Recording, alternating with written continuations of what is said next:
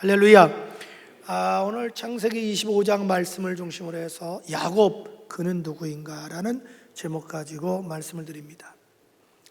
여러분, 야곱이 얼마나 중요한 인물이냐면요, 예수님께서 이제 바리새인 말고 그 다음에 어느 파가 있죠? 또 하나?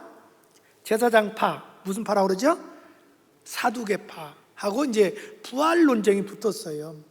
근데 예수님이 하나님을 말씀하실 때 하나님은 아브라함의 하나님이요, 이삭의 하나님이요, 야곱의 하나님이다, 이렇게 말씀하셔요. 그 정도로 야곱이 성경에서 아주 중요한 위치를 차지하고 있습니다. 이 야곱을 통해서 이스라엘의 한 나라가 형성되고요, 또 야곱을 통해서 메시아신 예수 그리스도가 탄생하게 되죠. 그런데 그 야곱이라는 이름의 뜻이 뭐지요?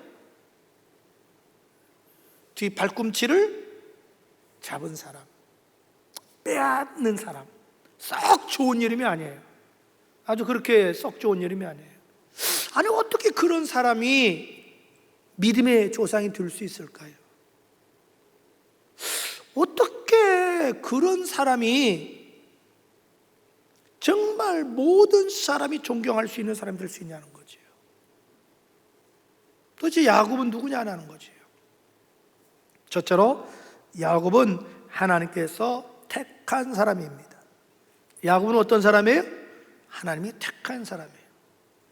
여러분, 이제 이삭이 나이 40에 리브가하고 결혼을 해요. 근데 20년 동안 자녀가 없는 거예요. 그럼 얼마나 안타까워요. 아브라함이 얼마나 손자를 기다렸겠어요. 근데 20년 동안 기도하는 거예요. 자녀 낳게 해달라고. 근데 이삭이 60대 됐을 때 드디어 하나님이 그 기도를 들어주시고 리브가가 잉태를 하게 돼, 임신하게 돼요. 이제 임신하니까 이제 한 달이 가고 두 달이 가고 세 달, 네 달씩 걸려갈 거 아니에요? 근데 뱃속에서 막 너무 고통이 심한 거예요. 그러니까 리브가가 기도하는 거예요, 하나님 앞에. 쉽게 말하면 태교 기도겠지요. 그때 주님이 이렇게 말씀하셔요. 23절 한번 다 같이 볼까요? 23절. 여호와께서 그에게 이르시되 두 국민이 내 태중에 있구나. 두 민족이 내 복중에서 나누리라. 이 족속이 저 족속보다 강하겠고 큰 자가 어린 자를 섬기리라 하셨더라. 아멘. 기도했더니 주님이 응답 주시는 거예요. 쌍둥이라는 거예요. 깜짝 놀래요. 요즘에 의학이 발달해서 얼마 지나면 쌍둥이인지 아닌지도 알 수 있고 성별도 알 수 있지만 이 시대에 뭘 그게 있겠어요? 아무도 없지 않아요. 기도했더니 하나님이 알려요. 쌍둥이라는 거예요. 그런데 큰 자가 작은 자를 섬긴다는 거예요. 그러니까 하나님께서 작은 자를 택했다는 얘기죠. 그래서 이제 드디어 출산하게 되는데 맨 먼저 나온 큰 아들이 누구죠? 에서예요. 둘째가 야곱이에요. 그러니까 하나님이 누구를 택했다는 거예요? 야곱을. 하나님은요, 야곱이 태어나기 전부터 야곱을 택하셨어요. 우리 한번 그 생각 해봐야 되지 않겠어요? 왜 하나님이 성경에 보면 언제나 장자의 원리인데 장자인 에서를 놔두고 차자인 야곱을 택했을까요? 그것도 우리가 이렇게 야곱의 일생을 보면 그렇게 우리가 본받을 만한 훌륭한 사람이 아니었잖아요. 어떻게 보면 엉망이잖아요, 그의 삶이. 왜 그를 택했냐 이 말이죠. 한 번쯤 우리가 생각을 해봐야 되지 않겠냐는 거죠. 도대체 하나님이 왜 그러면 야곱을 택했을까요? 그 이유가 있습니다. 그것은 택하심과 부르심과 구원은 하나님의 절대 주권에 속한 것이다, 그걸 가르쳐주기 위해서 그래요. 성경 60권 전체 흐름이 그렇습니다. 구원은 하나님의 절대 주권에 속한 것이다. 마치 로마서 9장 사도 바울이 그걸 설명해 주시는데요, 토기자이가 자기 마음대로 그릇을 만들듯이 하나님이 누구를 택할 것인지, 누구를 부르시고 구원해 줄 것인지, 이건 하나님의 절대 영역에 속한 거라는 거죠. 우리 행위나 노력으로 구원받을 수 있는 게 아니라는 거예요. 예수님께서 너희가 나를 택한 게 아니라 내가 너를 택하여 세웠다. 아버지께서 부르지 않으면 아무라도 내게 올 수 없다. 아버지께서 영생 주시기로 작정된 자는 예수를 다 믿더라. 하나님께서 에베소에 보니까 만세전에 우리를 예정하고 택정하셨다. 로마서는 이렇게 말합니다. 8장 30절에 미리 정하신 자들을 부르시고 부르신 그들을 의롭다 하시고 의롭다 하신 그들을 영화롭게 하셨느니라. 내가 믿고 싶어서 믿을 수 있다는 게 아니에요. 하나님이 택하고 부르신 자가 복음을 깨닫고 예수 믿고 구원받을 수 있다. 할렐루야. 바울은 이렇게 고백을 합니다. 갈라디아서 1장 15절에 내 어머니 태로부터 나를 택정하시고 그의 은혜로 나를 부르시니라. 바울이 자기가 돌이켜보니까 자기가 다메섹 도상에서 예수 믿었지만 사실은 어머니 뱃속에서 하나님이 자기를 택하셨다, 이렇게 고백합니다. 왜 하나님이 야곱을 선택했을까요? 그것은 하나님께서는 강한 자보다 약한 자를 택하여 들어 쓰신다는 사실을 가르쳐 주기 위해서 그렇습니다. 하나님은 누구를 택하여 쓰셔요? 약한 자를. 신명기 7장 7절에 이렇게 말합니다. 여호와께서 너희를 기뻐하시고 너희를 택하심은 너희가 다른 민족보다 수요가 많기 때문이 아니니라. 너희는 오히려 모든 민족 중에 가장 적으니라. 가장 보잘것 없다는 거예요. 그런 너를 택해서 하나님의 위대하심을 나타내기 위함이라는 거지. 고린도서 1장 17절에 이렇게 말합니다. 하나님께서 세상에 미련한 것을 택하사 지혜 있는 자들을 부끄럽게 하시려고 세상에 약한 것들을 택하사 강한 것을 부끄럽게 하시려 하시며 하나님께서 세상에 천한 것들과 멸시받는 것들과 없는 것들을 택하사 있는 것들을 폐하려 하시나니 이는 시작 아무 육체도 하나님 앞에 자랑하지 못하게 하려 하십니다. 그 누구도 하나님 앞에 교만 떨지 못하게 하려 합니다. 왜 하나님이 야곱을 선택했을까요? 그는 하나님께 택함 받은 사람은 누구라도 아름답게 변화될 수 있다, 이걸 가르쳐 주기 위해서 그래요. 여러분, 조금 전에 말씀드린 것처럼 야곱은요 썩 그렇게 기질이 좋은 사람은 아니에요. 아주 야망이 가득 찬 사람이에요. 정말 자기 목적을 위해서는 수단 방법도 가리지 않는 사람이에요. 자기 목적을 이루기 위해서 아버지도 속이고 형까지 속일 수 있는 그런 사람이에요. 어떻게 보면 부도덕한 사람이죠. 근데 그런 야곱이 하나님 손에 붙잡히자 아름다운 사람으로 변화되기 시작해요. 그래서 이스라엘이 탄생하게 돼요. 여러분, 누구든지 하나님 손에 붙잡혀서 주 앞에 나오고 주 앞에 들어오면, 은혜 받으면 변화될 수 있습니다. 누구든지 변화될 수 있어요. 주 안에서 변화되지 않은 사람은 없어요. 그래서 고린도서 5장 11절에 그런즉 누구든지 그리스도 안에서는 새로운 피조물이라 이전 것은 지났으니 보라 새 것이 되었도다. 여러분, 중요한 게 있어요. 하나님이 한 번 택한 사람은 영원히 버림받지 않습니다. 요한복음 10장 28절 내가 그들에게 영생을 주노니 영원히 멸망치 아니할 터요 저희를 그들을 내 손에서 빼앗을 자가 없다. 내가 영생을 준다는 거, 영생은 내가 취득하는 거예요. 주님이 줘야 돼요. 그 사람이 영원히 멸망하지 않는, 잃어버리지 않는다는 거예요. 왜? 주님이 그들의 손을 붙잡고 놔두지 않는다 이 말이죠. 당자처럼 나는 아버지 곁을 떠날 수 있지만 아버지는 그 아들을 버리지 않습니다. 한 번 구원받으면 여러분 구원은 영원히 잃어버리지 않습니다. 그래서 구원을 가리켜 영생이다 이렇게 얘기하는 거예요. 그 다음에 여러분, 우리가 한 번 하나님께 택함 받으면 주님이 언제 어디서나 영원히 함께하여 주십니다.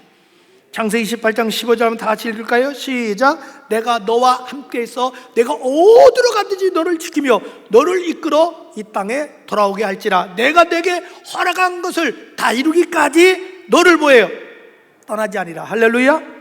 여러분, 우리 자신을 한번 돌이켜보세요. 여러 가지 죄도 많고 허물도 많고 약점도 많고 실수도 많잖아요. 그런 나를 택해 주시고 구원해 주시고 하나님의 자녀 삼아준 거 얼마나 감사합니까? 정말 이 세상의 기적 중에 제일 큰 기적이 뭐냐? 내가 예수 믿고 영생 얻어 하나님의 자녀가 된 거예요. 하나님이 나 같은 죄인을 택해 주신 것에 대해서 평생 동안 감사할 줄 아는 여러분 신앙이 되기를 주의 이름으로 축복합니다. 둘째로 야곱은 누구일까요? 야곱은 장자권을 소중히 여긴 사람입니다. 뭘 소중히 여겨요? 장자권을, 바로 그것이 27절부터 34절까지의 내용입니다. 여러분, 야곱이 장자권을 얼마나 소중히 여긴 줄 압니까? 그 장자권을 빼앗기 위해서 길을 노리다가 자기 형의 배고픔을 이용해서 팥죽 한 그릇에 장자권을 삽니다. 31절부터 한번 봅시다. 야곱이 이르되 형의 장자의 명분을 오늘 내게 팔라. 에서가 이르되 내가 죽게 되었으니 이 장자의 명분이 내게 무엇이 유익하리요? 야곱이 이르되 오늘 내게 맹세하라. 에서가 맹세하고 장자의 명분을 야곱에게 판지라. 야곱이 떡과 팥죽을 에서에게 주매 에서가 먹으며 마시고 일어나 갔으니 에서가 장자의 명분을 가볍게 여김이었더라. 에서는 이렇게 생각한 거예요. 아니, 네가 지금 장자 명분 간다고 해서 내가 갑자기 둘째가 되냐? 아니잖아요. 생물학적으로만 접근한 거예요.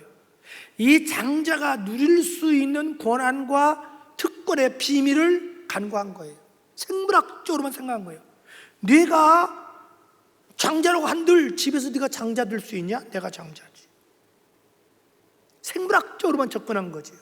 그 이상은 볼 줄 아는 눈이 없었던 거예요. 근데 야곱은 장자가 가지고 있는 비밀 축복을 안 거예요. 기를 쓰고 그는 뱃속에서부터 장자가 되기를 원했어요. 그렇다면 장자가 누리는 특권이 뭐냐 이 말이죠. 그것은 혈통의 계승입니다. 계승입니다. 여러분, 에서가 분명히 생물학적으로 형이죠. 그러나 성경을 보세요. 아브람, 이삭, 누구로 내려와요? 야곱으로 혈통이 계승됩니다. 이 영적인 혈통 계승된다는 걸 전혀 간과했던 거죠. 장자의 특권은 재산 상속권에 있습니다. 성경에 보면 장자는 다른 자녀보다 2배를 줍니다. 이 2배라는 것을 우습게 봐서는 안 됩니다. 자, 실질적으로 야곱이 형을 속였다가 쫓겨났지요. 아버지 이삭이 거부였어요. 그 재산을 누가 다 상속했어요? 에서가 상속했어요. 그런데 이미 장자권을 빼앗았잖아요, 야곱이. 이미 하나님은 야곱을 장자 삼기로 작정했잖아요. 그걸 축복 주시는데 집을 떠날 때 아무 혈통적으로 부모에게 유산 받은 게 없어요. 근데 하나님이 직접 그를 축복해 주셔서 거부로 만들어 주십니다. 여러분이 생물학적으로 여러분의 부모에게 유산 받은 것이 없을 수 있어요. 관계없어요. 여러분이 예수 믿고 하나님의 장자가 되는 순간 하나님은 여러분을 축복의 사람으로 세워주셔요.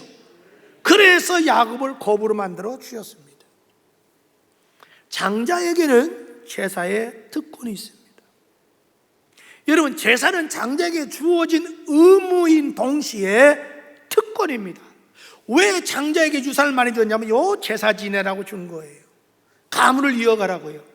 근데 이거 하나님 앞에 왜 이렇게 중요하냐면 성경 잘 보세요. 에서가 하나님 믿었을까요? 안 믿었을까요? 믿었습니다.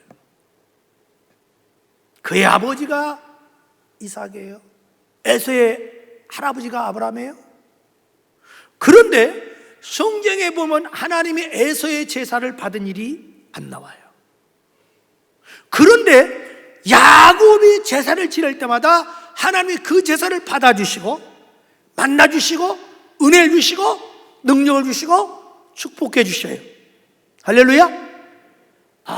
제사의 특권을 누리게 돼요. 여러분, 이 장자에게는 이와 같은 놀라운 비밀이 있어요.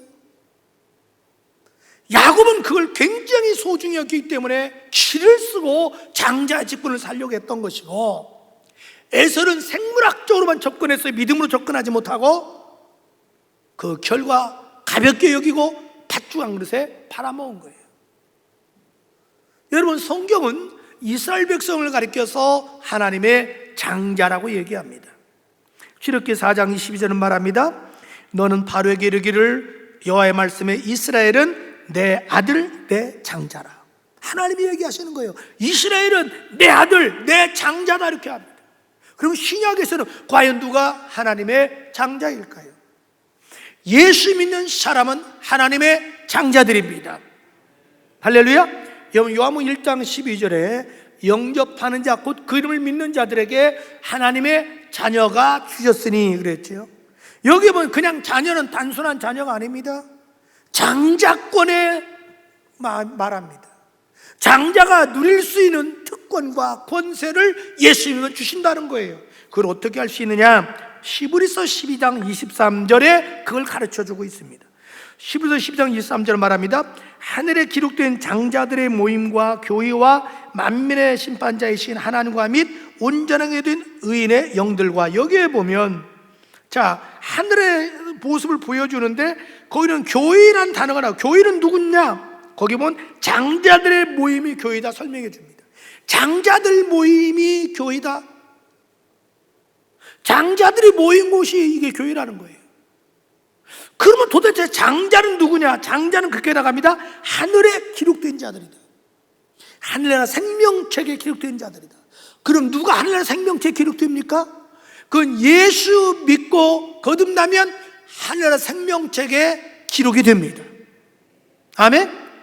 그걸 얘기하면 바로 예수 믿는 여러분들이 하나님의 장자들입니다. 여러분 한번 생각해 보세요. 온 우주를 창조하신 만왕의 왕이요 만주의 주가 되신 하나님의 우리가 아들, 딸이다. 장자들이다. 하늘나라 상속권이 있다. 이거 엄청난 겁니다. 대한민국 이까지 대통령, 장관, 회장, 이거 아무것도 아니에요. 천사까지 흠모하는 우리 하나님의 아들, 딸들이에요. 이걸 하나님이 우리에게 거저 은혜로 주셨어요. 여러분이 보통 사람이 아닙니다. 천사까지도 흠모합니다. 하늘나라를 상속받을 수 있는 장자권을 가진 사람들이에요. 그렇다면 여러분은 어떻게 살아야 되겠습니까? 여러분 긍지와 자부심을 가지고 살아야 됩니다. 여러분 내가 예수 믿고 하나님의 자녀가 됐다, 하나님의 장자권을 가졌다, 얼마나 긍지와 자부심을 가지고 삽니까? 바울은 계속해서 얘기한다. 우리가 소망은 하늘나라에 두라. 왜? 우리는 하늘나라 기업을 상속받을 자다. 상속자입니다. 하늘나라를 상속받을 수 있는 특권을 누리는 장자들이에요. 왜 어디 가도 담대하게 예수 믿지 못합니까? 왜 자랑하지 못합니까? 여러분의 부모가 큰 회사, 알아주는 회사에 회장이라면, 오너라면 숨기겠어요? 자랑스럽게 생각하지 않을 거예요? 하물며 우리는 만왕의 왕이요 만주가 되신 하나님의 아들, 딸들이에요. 하늘나라에 상속받을 장자들이에요. 그럼 어떻게 살아야 되냐는 거죠. 긍지와 자부심을 가지고 살아야 됩니다. 언제 어디서든지 누구를 만나든 나 예수 믿는 사람입니다, 나 디도교회 교인입니다, 자랑해야 됩니다. 그러면 그 예수를 증거해야 됩니다. 복을 빌어줘야 됩니다. 하늘의 소망 가지고 살아야 됩니다. 확신 있게 살아야 됩니다. 이 장자가 얼마나 소중한데 많은 그리스도인들 중에 에서처럼 우습게 여기는 사람들이 있다 이 말이죠. 그래서 아버지가 주시는 장자권의 축복을 누리지 못하는 사람들이 너무 많아요. 자기 스스로 불행하게 살아요. 슬프게 살아요. 고통스럽게 살아요. 이게 얼마나 어리석은 자입니까? 여러분, 이 세상 누가 감히 창조주 하나님 아버지라 부를 수 있습니까? 바로 우리 장자들입니다. 누가 그 엄청난 하늘나라 갈 수 있습니까? 바로 우리가 갈 수 있습니다. 누가 하늘나라에 예수 재림할 때에 부활할 수 있습니까? 바로 우리들입니다. 이 세상에 돈이 많다고, 권력 있다고, 잘났다고, 탤런트 한다고, 배우 한다고, 가수 한다고, 인기 있다고, 돈 많다고 예수 재림할 때 부활하는 게 아니에요. 예수 믿는 우리가 부활합니다. 누가 하늘나라에서 삽니까? 예수 우리가 하늘나라에서 삽니다. 누가 죽으면 천국 갑니까? 예수 우리가 천국 갑니다. 우리는 하나님의 위대한 자녀입니다. 하늘나라 상속권을 가진 장자들입니다. 야곱처럼 그 장자권을 소중히 여기시고 긍지와 자부심을 가지고 예수 믿기를 축복합니다. 셋째로, 야곱은 누구일까요? 야곱은 성실하고 정직한 사람이었습니다. 어떤 사람이었어요? 성실하고 정직한 사람이었다. 처음부터 야곱이 성실하고 정직한 사람은 아니에요. 뭐 성실하고 정직할 이유가 여러분 없잖아요. 자기 아버지 이삭이, 자기 할아버지 아브라함이 거부예요, 부자예요. 그 노동할 것도 없잖아요. 얼마나 엄마가 이뻐했는데요. 엄마 사랑 독차지했는데요, 리브가에. 얼마나 집에 종들이 많은데요. 그러니까 뭐 완전 그냥 금이야 오기야 이렇게 키운 거죠. 할아버지 사랑 듬뿍 받아.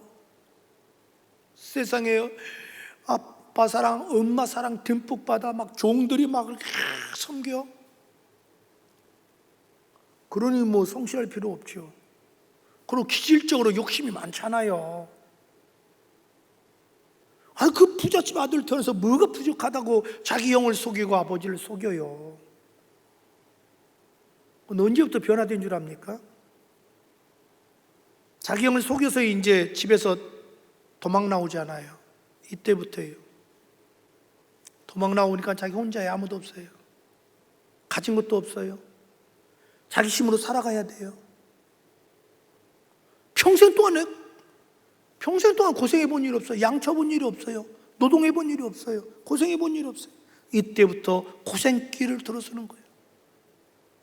거기다가 외삼촌 나반 집에 가서 처음에는 그냥 손님 대접을 해주는 거예요. 어느 정도 가니까 점점 대하는 것이 달라져요. 모순처럼 취급하는 거예요. 종놈처럼 취급하는 거예요. 무시하는 거예요. 멸시하는 거예요. 그래서 외삼집에서 20년 동안 일하고 임금 한 푼 받지 못해요. 세상에 이렇게 억울한 일 어디 있어요? 그렇다고 해서 어디 하소연할 데도 없어요. 대적할 힘도 없어요. 이때부터 사람이 변화되기 시작하는 거예요. 그 다음부터 열심히 변화돼요, 사람이. 어떻게 변화되는 줄 압니까? 창세기 31장 38절부터 40절에 이렇게 말합니다. 야곱의 스스로 입술로 자기가 고백하는 거야. 내가 이 20년을 외삼촌과 함께하였거니와 외삼촌의 암양들이나 암염소들이 낙태하지 아니하였고 또 외삼촌의 양떼의 순양을 내가 먹지 아니하였으며 물려 찢긴 것은 내가 외삼촌에게 가져가지 아니하고 낮에 도둑을 맞든지 밤에 도둑을 맞든지 외삼촌이 그것을 내 손에서 찾음으로 내가 스스로 그것을 보충하였으며 내가 이와 같이 시작 낮에는 더위와 밤에는 추위를 무릅쓰고 눈 붙일 겨를도 없이 지냈나이다. 세상이 얼마나 변화됐습니까? 부잣집 막내둥이가 새순물까지 다 하인들이 떠받쳐주던 이 막내가, 고는 입었던 막내가 종들이 입는 옷을 입고 손이 부르틀 정도로 밤에도 잠자지 못하고 낮에도 쉬지 못해서 눈붙일 겨를 없이 일했다. 내가 스스로 도둑을 맞거나 짐승에 물려 죽이면 보충해냈다. 이보다 얼마나 더 정직하고 이보다 더 얼마나 성실합니까? 고난과 고통이 그를 변화시킨 겁니다. 야곱이 그렇게 정직하고 성실한 사람으로 변화된 모습을 보시고 하나님께서 거기에 걸맞도록 축복해 주신 겁니다. 여러분 성경을 잘 보세요. 하나님이 66권에 어떤 사람 쓰셨나요? 하나님 쓴 사람 공통적인 특징이 있습니다. 정직했습니다.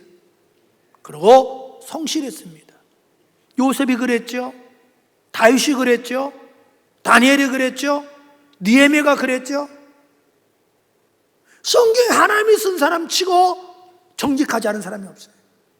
부지런하지 않은 사람이 없어요. 성실하지 않은 사람이 없어요.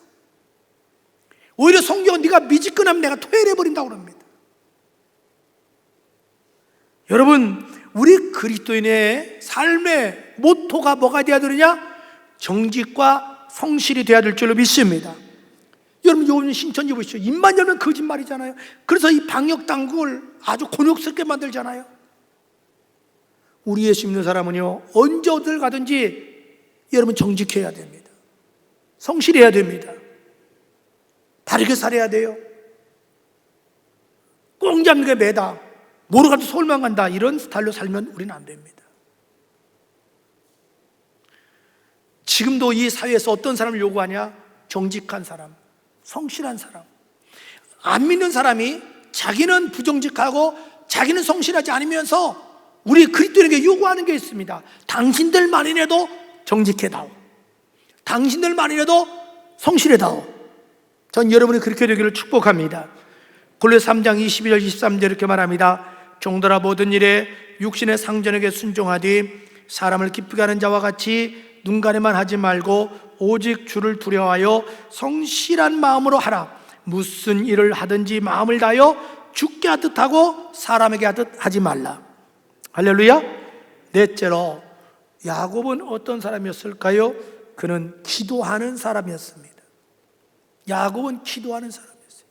원래 야곱이 기도하는 사람이 아니에요. 여러분, 조금 전에 계속 말씀드립니다만은 할아버지 아브라함이 부자, 아버지가 부자예요. 거기에 막내예요. 기도할 필요성을 못 느껴요. 모태신앙이에요. 모태신앙이지만 기도할 필요성을 느낄 이유가 없었어요. 왜? 아무 고생도 안 하는데 무슨 기도할 필요성을 느껴요? 그러니까 신앙이 미지근할 수밖에 없죠. 그냥 부모님들이 그냥 제사 지내면 같이 제사 지내는 거고, 그냥 기도하면 그냥 눈만 감고 그냥 따라 하는 거지요. 본인이 필요성을 못 느끼는 거예요. 언제부터 필요성을 느끼게 되냐면 바로 집을 나서는 순간부터. 이틀이 됐다고 말씀드렸잖아요. 누구 하나 그를 도와주는 사람 없어요. 힘들어요, 어려워요, 외로워요. 어떤 들은 들에서 양을 칠 때 밤에 그냥 짐승 포유 소리가 들려와요. 왜 겁이 안 나겠어요? 왜 두렵지 않겠어요? 사람이 마음에 두려움이 오면 본능적으로 신을 찾는 거예요. 그러니까 본능적으로 기도하는 거죠. 그러면서 삶 속에서 점점 느껴가는 거죠. 아, 하나님 내 기도를 들어주시고 지켜주시는구나. 그러다가 결정적으로 기도가 중요성을 아는 것이 두 건이 있어요. 하나는 뭐냐면 자기가 20년 동안 속았잖아요. 너무너무 억울한 거예요. 누가 이 억울함을 풀어주고 나를 축복해 줄 거냐? 하나님밖에 없는 걸 생각해 보니까 그냥 결사적으로 하나님께 기도하는 거예요. 그랬더니 하나님이 억울함을 풀어주시고 그를 거부로 만들어 주셨어요.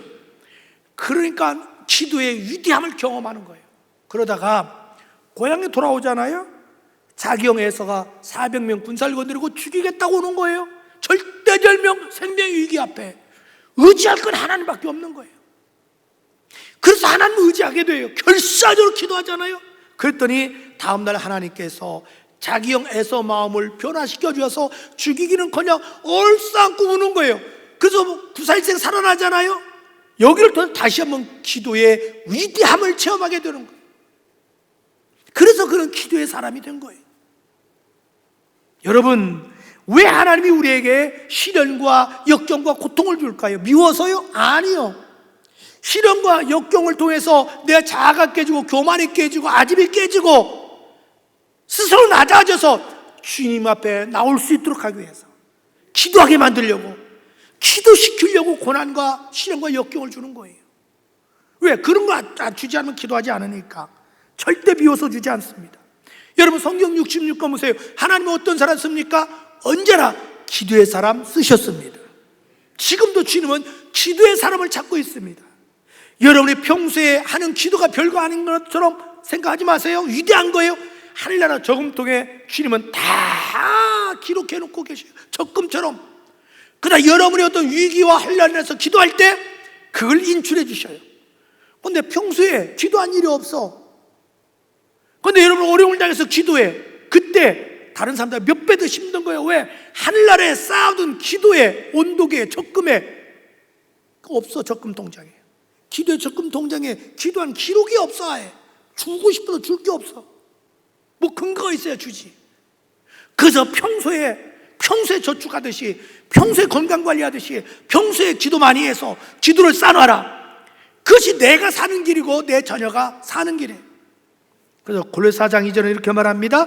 다 같이 시작. 기도를 계속하고 기도에 감사함으로 깨어 있으라. 아멘.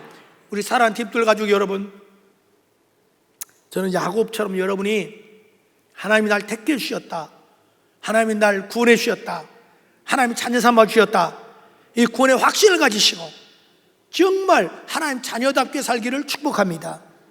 야곱처럼 여러분 장자권의 의식을 가지시고, 나 하나님이 위대한 장자다, 그런 의식을 가지시고 긍지를 가지고 신앙생활하고 담대하게 복음을 증거하고 하나님의 복을 선포하고 하늘의 소망을 두고 사는 여러분 되기를 축복합니다. 야곱처럼 장자권의 의식을 가지시고 하루하루를 정직하고 성실하게 살기를 축복합니다. 야곱처럼 장자다운 의식을 가지시고 늘 깨어 기도하는 여러분 되기를 주의 이름으로 축복합니다.